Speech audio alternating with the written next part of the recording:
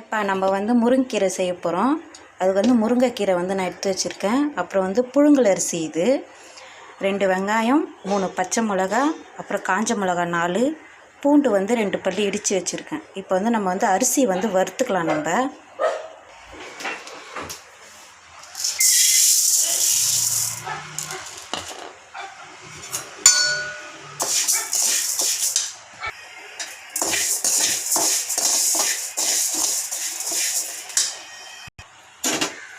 பார்த்திங்கன்னா அரிசி நல்லா வறுத்தாச்சு. இதில் வந்து காஞ்ச மிளகா 4 காஞ்ச மிளகா போட்டுக்கலாம். அதையும் நல்லா கொஞ்சம் சூடு பறக்க வறுத்துக்கலாம். இதை வந்து நம்ம வந்து மிக்சியில் போட்டு பொடி பண்ணிக்கணும். இதை நம்ம வந்து தேங்காய் இல்லாமல் அரிசி போட்டு நம்ம வந்து இந்த முருங்கைக்கீரை செய்கிறோம். நம்ம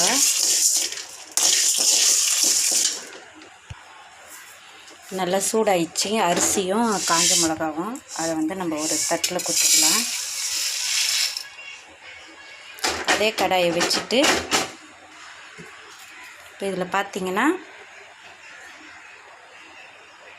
எண்ணெய் ஊற்றிக்கலாம். எண்ணெய் ஊற்றியாச்சு. எண்ணெய் நல்லா சூடாயிடுச்சு. இப்போ வந்து கடுகு போட்டுக்கலாம்.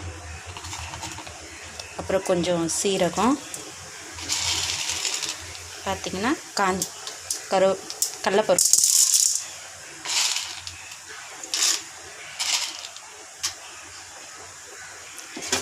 இது நல்லா பொன் வறுவலாக ஆகட்டும். அதுக்கப்புறம் நம்ம வந்து வெங்காயம் போட்டுக்கலாம்.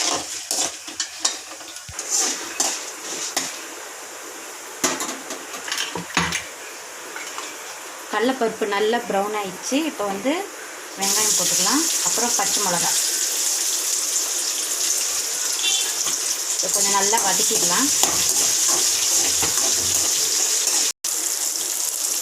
இடித்த பூண்டு அதையும் போட்டுக்கலாம்.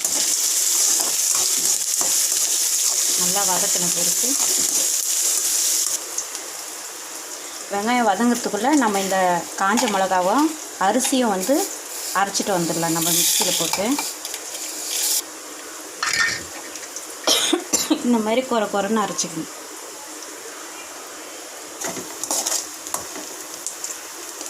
வெங்காயம் நல்லா ப்ரௌன் ஆயிடுச்சு. இப்போ வந்து முருங்கைக்கீரை போட்டுக்கலாம்.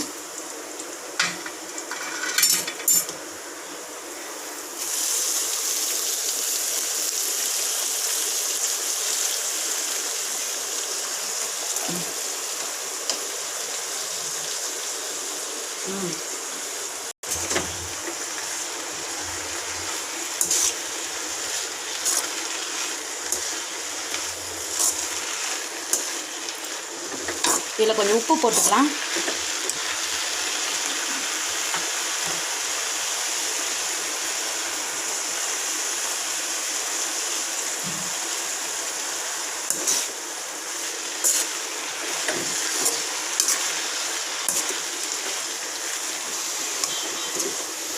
முருங்கைக்கீரை இப்போ நல்லா வெந்துச்சு. இதில் வந்து நம்ம வந்து அரிசி போட்டுக்கலாம். அரிசியும் காஞ்ச மிளகாவும் அரைச்சிது, ரேஷன் அரிசி. இது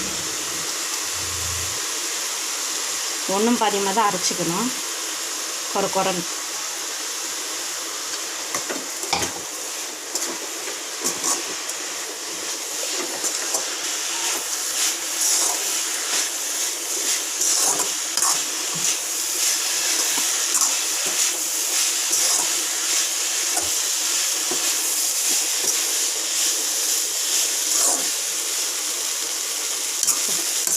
நல்லா சூப்பராக ரெடி ஆயிடுச்சு.